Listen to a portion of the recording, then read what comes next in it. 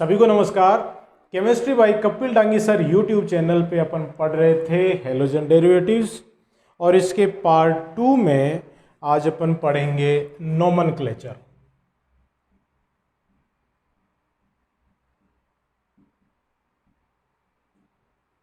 नामकरण। नामकरण में अपन दो पद्धतियां डिटेल में पढ़ेंगे।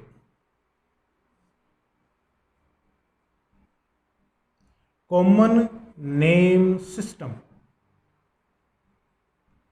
और ट्रिवियल नेम सिस्टम। दूसरा है IUPAC नोमेनक्लेचर।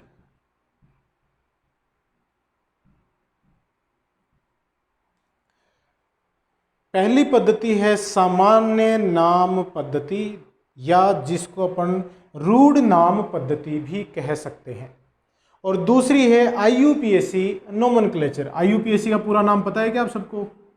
नहीं पता है तो आप सीख लेंगे। I मानी इंटरनेशनल, U मानी यूनियन, ऑफ, P मानी प्योर, A मानी अप्लाइड और C मानी केमिस्ट्री। तो देखिए IUPAC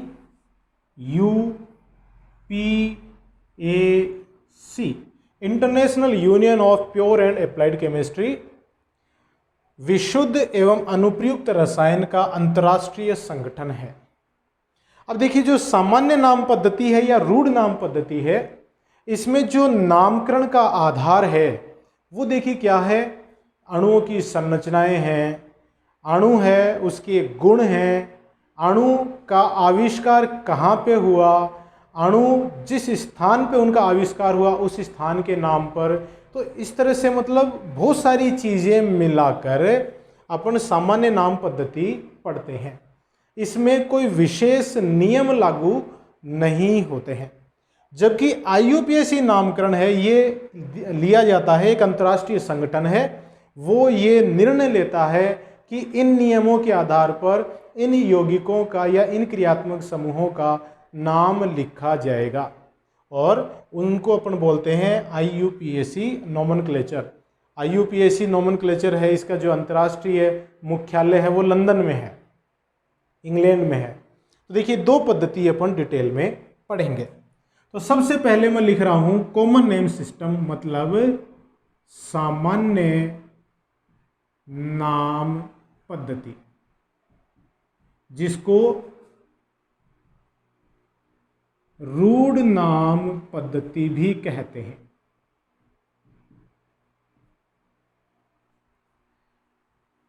देखिए, सामान्य नाम पद्धति या रूढ़ नाम पद्धति है, इसमें कुछ विशेष प्रकार के पूर्व लग्न है, उनका उपयोग अपन करते हैं। एन मानी normal, iso, neo, 2 degree, 3 degree, ये बताएंगे। इनको सबको डिटेल में पढ़ेंगे अपन, एग्जाम्पल भी लेंगे जिनको हल करेंगे। इनका उपयोग रूढ़ नाम पद्धति या सामान्य नाम पद्धति में पूर्व लग्न के रूप में किया जाता है। इनका उपयोग अपन IUPAC में नहीं करेंगे, सामान्य नाम पद्धति में इनका उपयोग करते हैं। अब देखिए, RX मतलब R क्या है, यहाँ पे एल्किल समूह है, और X क्या है, कोई हेलोजन परमाणु इसके साथ जुड़ा हुआ है। तो इसका जो सामान्य नाम है वो देखिए क्या हो जाएगा, सामान्य नाम हो जाएगा एल्किल हैलाइड। ये इनका सामान्य नाम है। RX का, R है यहाँ पे एल्किल समूह, X है कोई हेलोजन है। अब यहाँ देखिए दो भाग हो गए, एल्किल हो गया, हैलाइड हो गया। एल्किल में ये जो ALK है, ALK, इसके नाम अगर मैं लिखूं तो देखिएगा, एक कार्बन है तो मेथिल, दो हैं तो एथिल, 3 है तो प्रोपिल, 4 के लिए ब्यूटिल, C5 के लिए पेंटिल, C6 के लिए हेक्सिल, C7 के लिए हेप्टिल, C8 के लिए ऑक्टिल, C9 के लिए नोनिल और C10 के लिए डेकिल। ये नाम कार्बनों की संख्या के आधार पर कहाँ पे आएंगे? एल्किल की जगह आएंगे। एल्किल जो है वो तो एक सामान्य नाम हो गया, लेकिन जब अपन किसी पर्टिकुलर अणु का नाम लिखेंगे तो ये देखेंगे कि उसमें कितने कार्बन हैं। उन कार्बनों की संख्या के आधार पर एल्किल की जगह अपन इनमें से कोई सा नाम लिखेंगे। ये कार्बनों की संख्या के आधार पर देखिए आपके सामने ये मैंने नाम लिखे हुए हैं। हैलाइड है उसके लिए F है तो फ्लोराइड, फ्लोरीन है तो फ्लोराइड, Cl है तो क्लोराइड, Br है तो ब्रोमाइड, और अगर I है तो लिखेंगे आयोडाइड।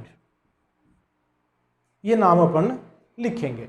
देखिए कुछ एग्जाम्पल लेके अपन इसको समझते हैं। जैसे CH3Cl उदाहरण ले रहे हैं अपन। इसमें कितने कार्बन की श्रृंखला है? कितने कार्बन है? एक कार्बन है। तो एल्किल की जगह क्या आ जाएगा? मेथिल। और जो हैलाइड है उसकी जगह देखिए क्या आ जाएगा? Cl है तो क्लोराइड।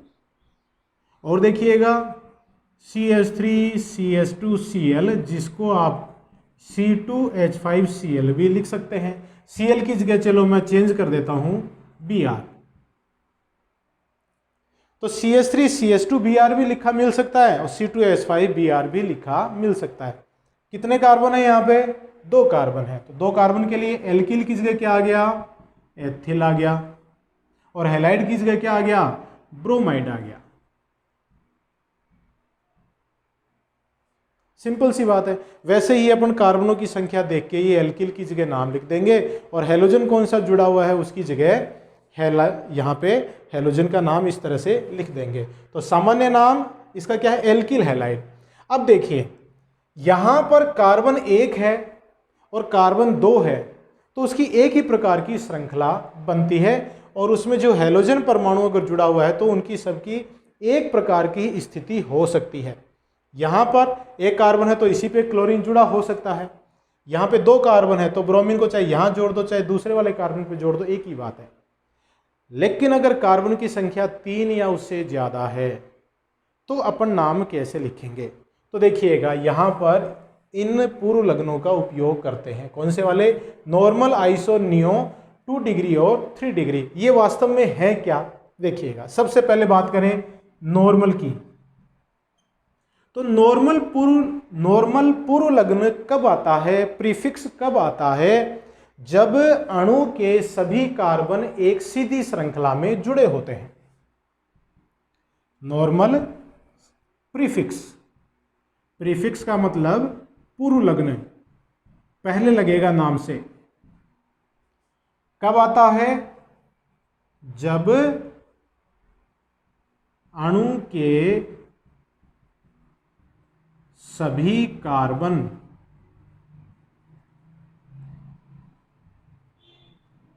सीधी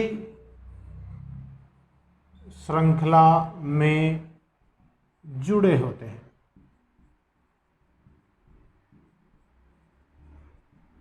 उदाहरण के तौर पे देखिएगा जैसे CH3 CH2 CH2Cl 3 कार्बन की श्रृंखला है। तीनों ही कार्बन देखो सीधे ही एक सीधी श्रृंखला में जुड़े हुए हैं तो इसका नाम क्या हो जाएगा? नॉर्मल। चूंकि 3 कार्बन है तो प्रोपिल और हैलाइड की जगह क्या आ जाएगा? क्लोराइड। दूसरा उदाहरण CH3 CH2 CH2 CH2Br 4 carbon की श्रृंखला है। 4 कार्बन की श्रृंखला में चारों कार्बन ही सीधी श्रृंखला में जुड़े हुए हैं। हैलोजन की जगह Br है तो नाम आ गया नॉर्मल ब्यूटिल ब्रोमाइड। और देखिए CH3 CH2 CH2 CH2 CH2 आई लगा देता हूँ मैं यहाँ पे, तो ये हो गया नॉर्मल पेंटिल आयोडाइड। तो आप समझ गए होंगे कि नॉर्मल कब आता है, जब सारे के सारे कार्बन हैं वो एक सीधी श्रृंखला में जुड़े होते हैं, तब नॉर्मल आता है। अब ये आइसो कब आता है, तो देखिएगा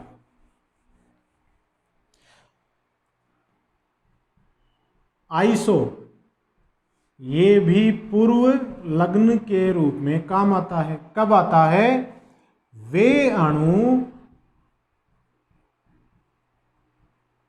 जिनमें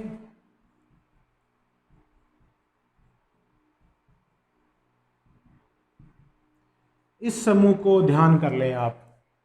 देखिए CH पर दो तो मेथिल समूह जुड़े हुए हैं और एक तरफ मुक्त संयोजकता है। इस मुक्त संयोजकता पर कोई कार्बन की श्रृंखला भी हो सकती है या कोई हैलोजन परमाणु भी जुड़ा हो सकता है। तो अगर इस तरह का समूह अणु में है तो उसके नाम में पूर्व लग्न के रूप में क्या लगाएंगे, आइसो लगाएंगे। तो अपन लिख रहे हैं वे अणु जिनमें ये समूह होता है।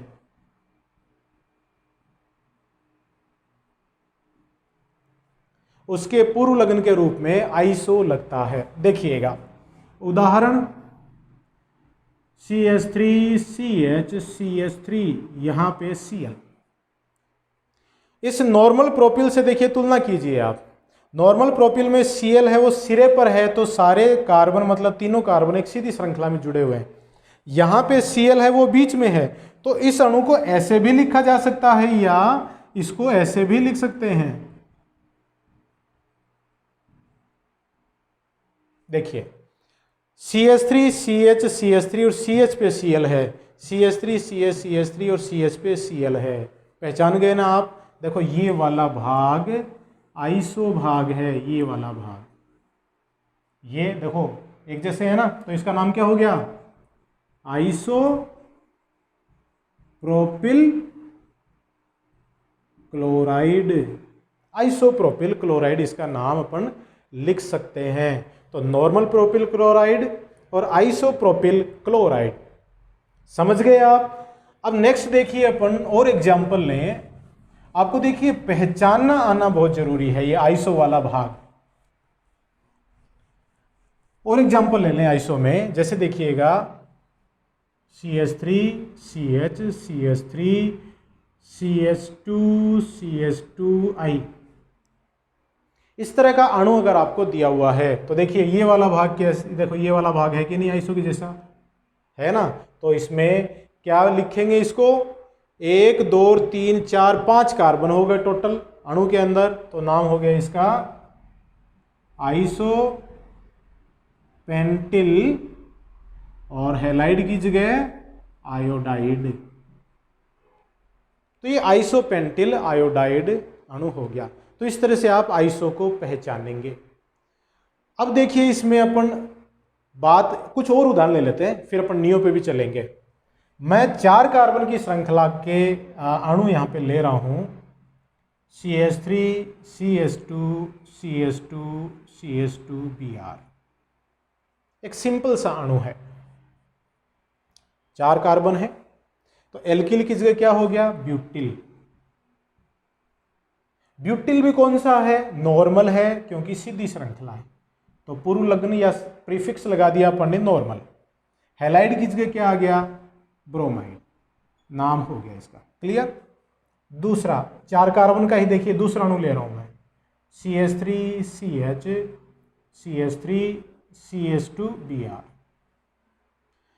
इसमें भी 4 कार्बन है, 1 2 3 4, लेकिन इसमें समूह कौन सा है, आइसो वाला है, तो प्रीफिक्स क्या लगेगा, आइसो ब्यूटिल और हैलाइड की जगह ब्रोमाइड।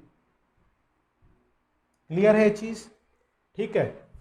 अब आगे देखिएगा, 4 कार्बन वाले ही अणु को अगर मैं यूं लिख दूं, CH3 CH Br CH2 CH3, लिख दिया। अब ये कौन सा हुआ? क्या ये नॉर्मल है? नहीं है, क्योंकि इसमें हैलाइड सिरे पर थोड़ी ना है। सिरे पर होगा तो ही तो कार्बन की सीधी श्रृंखला मानी जाएगी। क्या ये आइसो है? नहीं है, क्योंकि इसमें CH3 CH CH3 इस तरह का कोई समूह है क्या? नहीं है, तो ये आइसो भी नहीं है, नॉर्मल भी नहीं है, आइसो भी नहीं है। तो देखिए क्या है, यहां Br ऐसे कार्बन से जुड़ा हुआ है जो 2 डिग्री है। ये कार्बन 2 डिग्री कार्बन है। देखिए एक कार्बन ये रहा और एक कार्बन ये रहा, जिससे ये कार्बन जुड़ा हुआ है। जो कार्बन 2 कार्बनों से जुड़ा होता है उसे 2 डिग्री कार्बन कहते हैं, या सेकेंडरी कार्बन जिसको अपन कहते हैं, द्वितीय कार्बन जिसको अपन कहते हैं। तो इसका नाम क्या हो जाएगा? पूर्व लग्न के रूप में क्या आएगा? 2 डिग्री ब्यूटिल ब्रोमाइड। और इसे मैं यूं भी लिख सकता हूं, सेकेंडरी ब्यूटिल ब्रोमाइड। यूं भी इसको मैं लिख सकता हूं, 2 डिग्री लिख दें चाहे सेकेंडरी लिख दें। अब इसमें 4 कार्बन में ही देखिए मैं और लिख देता हूं एक और प्रकार से, CH3 CH CH3 और ये CH3 और ये यहाँ पे बीच में CH नहीं C है और ये आ गया Br। अणु में देखिए वही सेम अणु सूत्र वाला ही है। कार्बनों की संख्या 3 है, 4 है सॉरी, और हाइड्रोजनों की संख्या 3 3 6 9 है। इन सब अणुओं में एक समान कार्बन और एक समान हाइड्रोजनों की संख्या है, और यहाँ पे Br मैंने लगा दिया। तो क्या नॉर्मल है? नहीं है। क्या ये आइसो है? नहीं है, क्योंकि आइसो में देखिए CH आता है जिसके ऊपर 2 CH3 हों। यहाँ पे तो इस कार्बन पे 3 CH3 जुड़े हुए हैं और CH है ही नहीं। क्या ये 2 डिग्री है? नहीं है। तो क्या है ये? 3 डिग्री है। 3 डिग्री कार्बन पे हैलोजन जुड़ा हुआ है। ये कार्बन 3 कार्बन से जुड़ा हुआ है, तो 3 कार्बन से जुड़े हुए कार्बन को क्या कहते हैं? 3 डिग्री कार्बन। और वह एल्किल हैलाइड जिसमें 3 डिग्री कार्बन पे हैलोजन जुड़ा होता है उसे अपन कहेंगे 3 डिग्री एल्किल हैलाइड। तो इसका नाम हो जाएगा 3 डिग्री ब्यूटिल ब्रोमाइड, या इसको मैं टर्शियरी ब्यूटिल ब्रोमाइड भी कह सकता हूं। हिंदी में आप तृतीयक ब्यूटिल ब्रोमाइड भी इसको कह सकते हैं। सिंपल सी चीज है, ठीक है। तो इस तरह से आप नॉर्मल को पहचानना सीख गए, आइसो को, 2 डिग्री को और 3 डिग्री को पहचानना सीख गए। नियो क्या होता है? नियो पूर्व लग्न कहां काम में आता है? वे अणु जिनमें इस तरह का समूह हो, इस तरह का समूह। मतलब नियो पूर्व लग्न के लिए आपको कम से कम कितने कार्बन वाला अणु चाहिए? 5 कार्बन वाला अणु चाहिए, तभी नियो पूर्व लग्न आएगा, नहीं तो नियो पूर्व लग्न नहीं आता है। और आइसो के लिए देखिए, नियो के लिए कम से कम कितने कार्बन चाहिए? 5। आइसो के लिए कम से कम कितने कार्बन चाहिए? 3। और नॉर्मल के लिए भी कम से कम कितने कार्बन चाहिए अणु के अंदर? 3। नहीं तो ये अपन नॉर्मल नहीं लिख पाएंगे, आइसो नहीं लिख पाएंगे और नियो नहीं लिख पाएंगे। तो इसी को मैं उदाहरण के तौर पे ले लेता हूं। अगर यहाँ पे I लगा दूं तो इसका नाम क्या हो जाएगा? कितने कार्बन अणु में? 1 2 3 4 5, 5 कार्बन है, तो पेंटिल हो गया। और चूंकि इसमें देखिए नियो वाला समूह उपस्थित है तो नाम हो गया इसका neo pentyl iodide. Neo pentyl iodide इसको अपन कह सकते हैं, या इसका नाम होगा सामान्य नाम पद्धति के अनुसार या रूढ़ नाम पद्धति के अनुसार। तो आप normal, iso, neo, 2 degree, 3 degree, इन सब को कब लगाया जाता है, ये पूर्व लग्न के रूप में कब काम में आते हैं, कम से कम कितने कार्बनों की आवश्यकता होगी, ये आप पहचानना सीख गए। बहुत ही अच्छे से माइन्यूटली इसको देखिए आप। बुक में आपको और भी एग्जाम्पल दिए हुए होंगे, उनको आप हल करने की कोशिश करिए आप, ठीक है। अब ये नाम अपन ने देखे हैं, सामान्य नाम किन के लिए? एल्किल हैलाइड के लिए देखे हैं। अब अपन एरिल हैलाइड के लिए देखिए बाद में देखेंगे। अपन एल्किल हैलाइडों के लिए देखेंगे IUPAC नाम। एल्किल हैलाइडों का IUPAC नाम। अभी मैंने एरिल हैलाइड नहीं बताया आपको, सामान्य नाम वो भी बताएंगे। IUPAC nomenclature of alkyl halides या RX।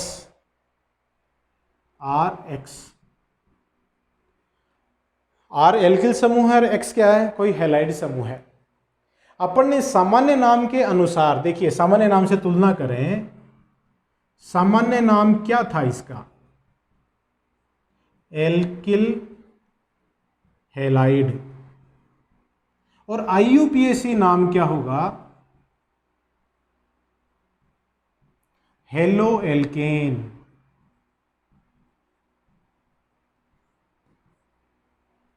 एल्किल हैलाइड कार्बनों की संख्या के आधार पर, और हैलाइड है वो हैलोजन कौन सा उसके आधार पर अपन ने अभी लिखा। यहां पर हेलो में देखिएगा क्या क्या आ सकता है। F होगा तो फ्लोरो, Cl होगा तो क्लोरो, Br होगा तो ब्रोमो, और I होगा तो लिखेंगे आयोडो। और एल्केन आप जानते ही हैं कार्बनों की संख्या के आधार पर लिखते हैं। C1, C2, C3, C4, C5, C6, C7, C8, C9 और C10।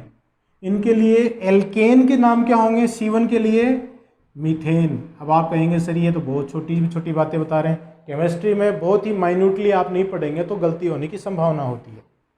तो कार्बन 1 है मीथेन, 2 है वो इथेन, 3 है वो प्रोपेन, 4 को अपन कहेंगे ब्यूटेन, 5 को कहेंगे पेंटेन, 6 को कहेंगे हेक्सेन, 7 को हेप्टेन, 8 को ऑक्टेन, 9 को नोनेन और 10 को डेकेन कहते हैं कार्बनों की संख्या के आधार पर।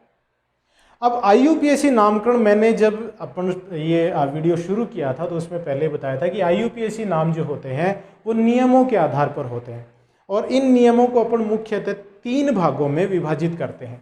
तो IUPAC नामकरण के लिए आपको ये 3 नियम ध्यान रखने वाले होते हैं, और इनका ये क्रम भी यही होता है। सबसे पहले नियम 1 या क्रम 1 की पालना करेंगे, फिर क्रम 2 की पालना करेंगे, फिर 3 की पालना करेंगे।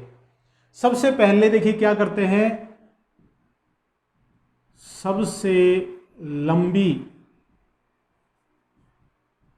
श्रृंखला का चुनाव करते हैं।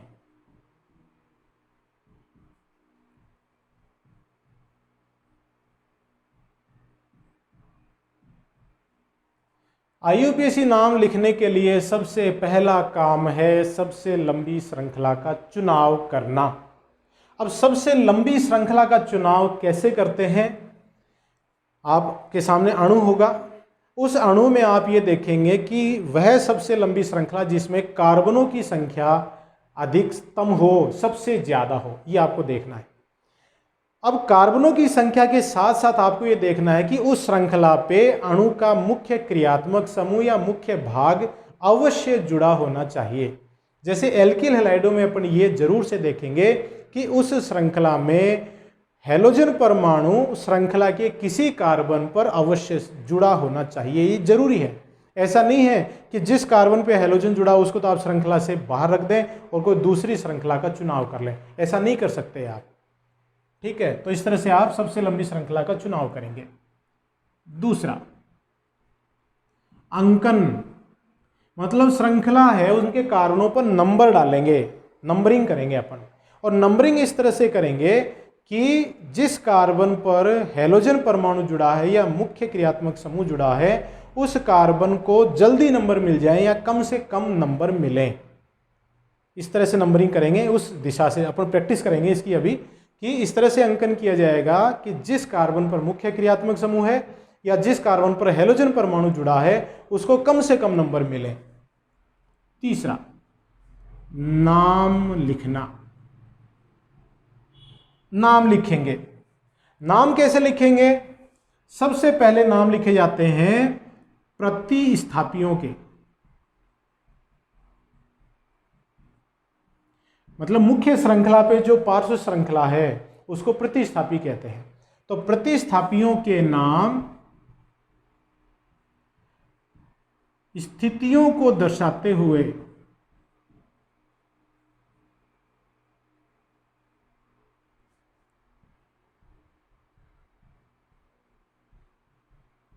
अंग्रेजी वर्णमाला क्रमानुसार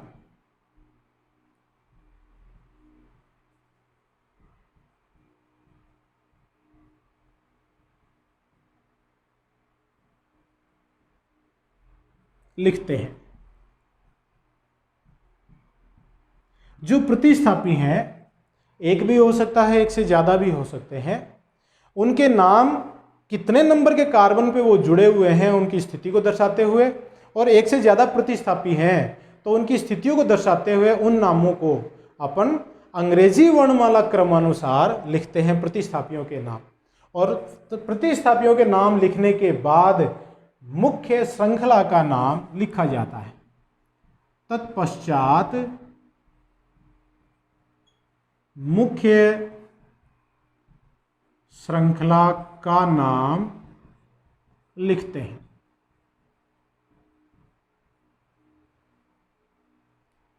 तो एक बार मैं फिर रिपीट कर दूं। सबसे पहला काम क्या है? मुख्य श्रृंखला का चुनाव। दूसरा काम क्या है? अंकन। तीसरा काम क्या है? नाम लिखना। नाम लिखने के लिए पहले प्रतिस्थापियों के नाम उनकी स्थिति को दर्शाते हुए अंग्रेजी वर्णमाला क्रमानुसार लिखेंगे और फिर उसके बाद मुख्य श्रृंखला का नाम लिखेंगे। ये तीनों आप सिर्फ इसी चैप्टर में नहीं, जब तक आप ऑर्गेनिक केमिस्ट्री पढ़ेंगे, जितने क्रियात्मक समूह पढ़ेंगे, सब में IUPAC नाम अगर लिखेंगे आप, तो ये तीन बिंदु हैं, इनके इन्हीं क्रमानुसार, मतलब सबसे पहले एक बिंदु 1, फिर बिंदु 2 और फिर बिंदु 3, इन्हीं की पालना करते हुए आपको नाम लिखना पड़ेगा। अब देखिए, मैं यहाँ पे कुछ एग्जाम्पल लिख रहा हूँ और उन एग्जाम्पल्स के लिए सामान्य नाम के साथ साथ IUPAC नाम भी लिखूंगा। तो इससे क्या है कि आपकी तुलनात्मक स्टडी हो जाती है। जैसे मैंने लिखा CH3Cl, और यहाँ चलो मैं इसको पूरे को साफ कर देता हूँ एक बार, थोड़ा स्पेस हो जाए, अपन ज़्यादा एग्जाम्पल ले सकेंगे।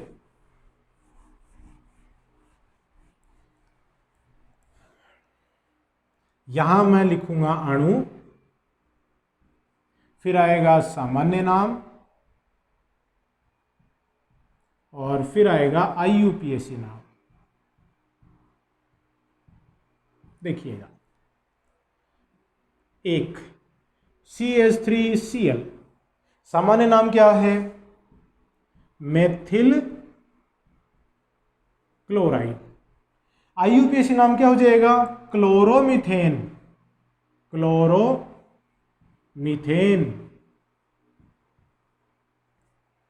क्लियर है? Cl है तो क्लोरो और CH3 है तो मीथेन। दूसरा CH3, CH2, CH2Cl, ये कोई एग्जाम्पल लिया मैंने। सामान्य नाम क्या है? देखिए, 3 कार्बन की सीधी श्रृंखला है, नॉर्मल प्रोपिल क्लोराइड, ये सामान्य नाम है। अब IUPAC नाम में देखिएगा, सबसे लंबी श्रृंखला का चुनाव करिए आप। 3 कार्बन की सबसे लंबी श्रृंखला है और सबसे लंबी श्रृंखला है उसको आप एक इस तरह से गोला लगाकर या ब्रैकेट लगाकर बंद कर दो। कर दी मुख्य श्रृंखला का चुनाव। फिर आप क्या करें? नंबर डालें। तो नंबर इधर से डालें कि इधर से डालें?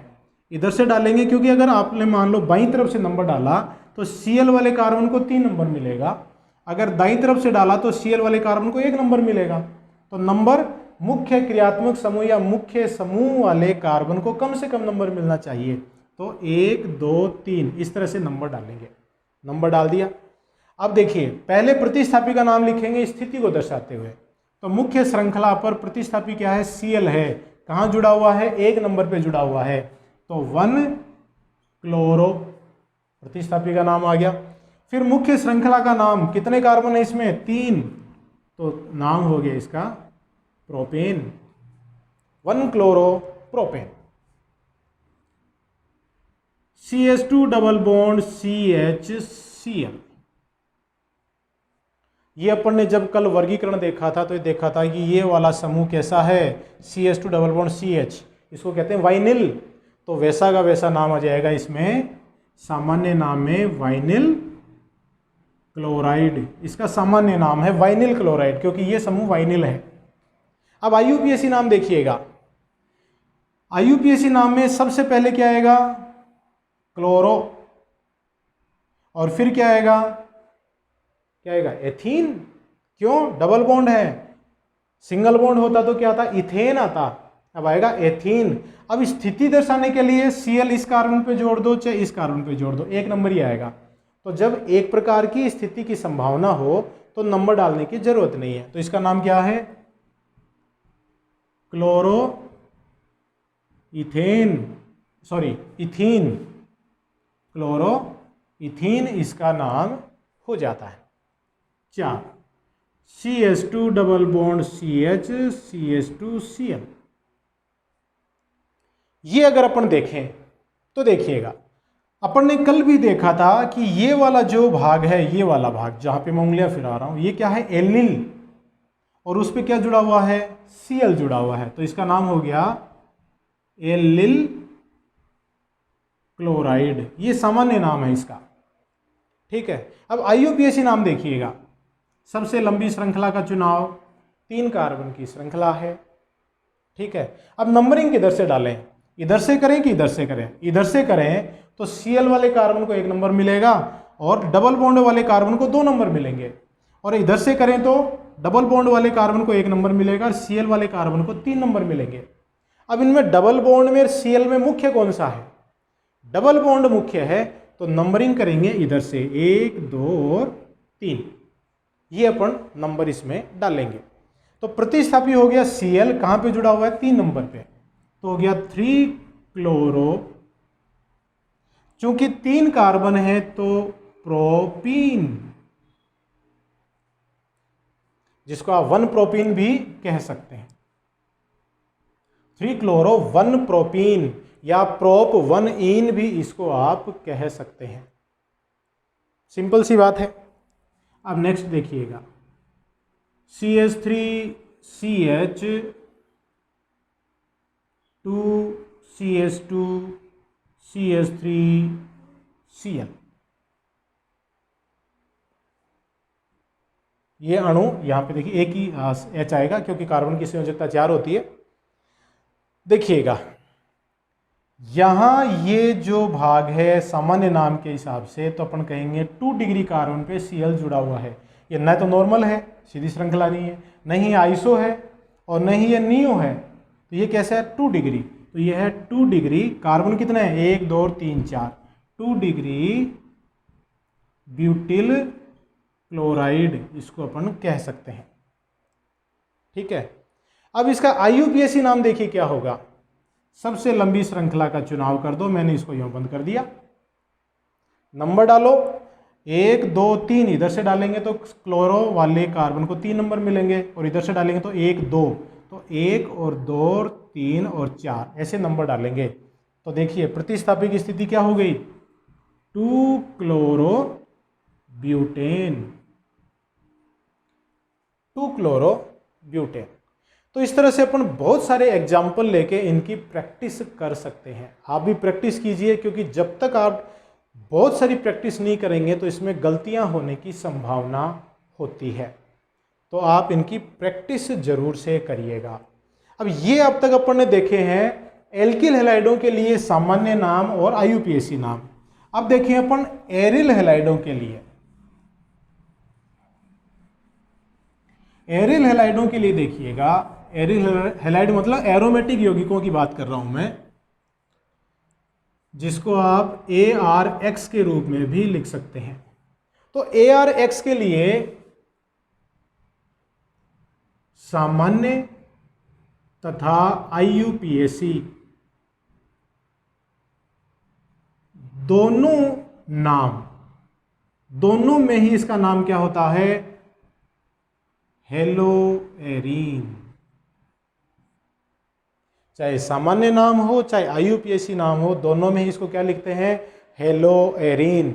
हेलो की जगह वही फ्लोरो क्लोरो ब्रोमो आइडो आ सकता है, और एरीन की जगह बेंजीन, नेफ्थलीन, जो भी इसमें मुख्य समूह होगा, मुख्य भाग होगा, उसका नाम एरीन की जगह आ जाता है। उदाहरण के तौर पे देखिएगा, जैसे Cl है तो इसका नाम क्या हो जाएगा, क्लोरोबेंजीन। क्लियर है, क्लोरोबेंजीन इसका नाम हो जाता है। अब देखिए इसमें जो एरोमेटिक हैलाइड हैं, मतलब हेलो एरीन्स हैं, उनमें ऑर्थो, मेटा और पैरा शब्द काम में लिए जाते हैं। किनके लिए? डाई हैलाइड्स के लिए। या बेंजीन वाले पर अगर कोई दो समूह जुड़े हुए हैं तो उनके लिए ऑर्थो, मेटा, पैरा पूर्व लग्न शब्द काम में लिए जाते हैं। ये वास्तव में क्या है? पूर्व लग्न है। ऑर्थो काम में कब लिया जाता है? जब स्थिति हो 1-2। मेटा काम में कब लिया जाता है? जब स्थिति हो 1-3। और पैरा काम में कब लिया जाता है? जब स्थिति हो 1-4। इसका क्या मतलब है देखिएगा।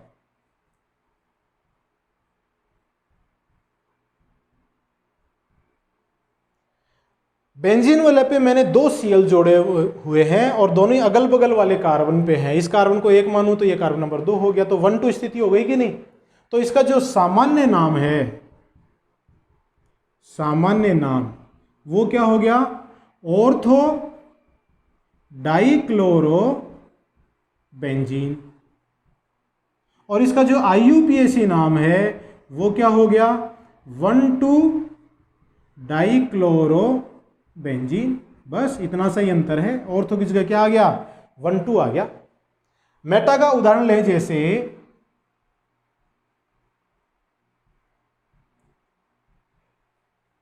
यहां पे Cl है वो कार्बन नंबर 1 और 3, देखिए बीच में कार्बन रह गया कि नहीं, ये स्थिति है। तो इसका जो सामान्य नाम है वो क्या हो गया? Meta dichloro benzene. और इसका जो IUPAC नाम है वो क्या हो गया? 1,3 डाइक्लोरो बेंजीन। वैसे ही अपन पैरा का एग्जाम्पल ले सकते हैं।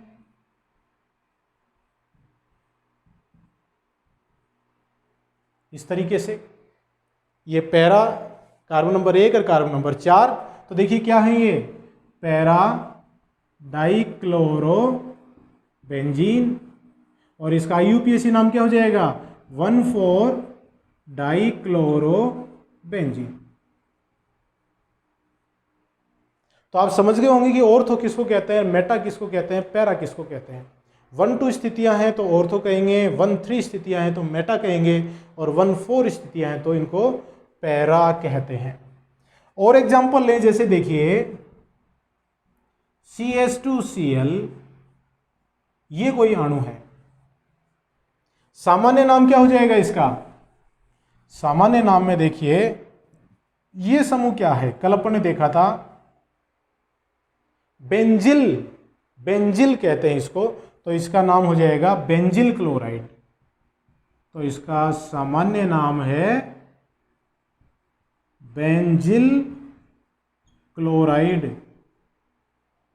और IUPAC नाम देखिए क्या है। आपको मुख्य श्रृंखला का चुनाव करना है। एक ही कार्बन की श्रृंखला है ये वाली, और उस पे एक प्रतिस्थापी Cl है और दूसरा प्रतिस्थापी फेनिल है। तो कौन से प्रतिस्थापी का पहले नाम आएगा? Cl C से शुरू होता है, फेनिल P से शुरू होता है, तो नाम हो जाएगा इसका क्लोरोफेनिल मीथेन।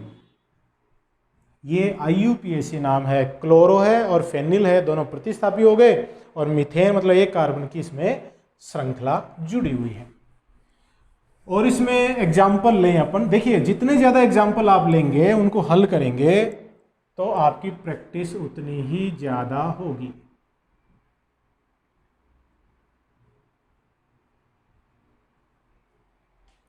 ये CH2Cl था, और यहाँ पे इस कार्बन पे 2 Cl जुड़े हुए हैं, तो इसका नाम हो जाता है बेंजलिडीन क्लोराइड, बेंजलिडीन क्लोराइड या बेंजल क्लोराइड, ये दोनों ही नाम सामान्य नाम हैं इसके। बेंजलिडीन क्लोराइड या बेंजल क्लोराइड। आईयूपीएसी नाम देखिए इसका, यहां मुख्य श्रृंखला एक कार्बन की है, एक फेनिल समूह जुड़ा हुआ है, दो इसमें क्लोरो समूह जुड़े हुए हैं। तो नाम क्या हो जाएगा, पहले क्लोरो समूह का नाम आएगा डाई क्लोरो फेनिल मीथेन, ये इसका नाम हो जाता है डाइक्लोरोफेनिल मीथेन। और देखिएगा CH, CH नहीं C, इस तरह का जो होता है उसे कहते हैं बेंजो।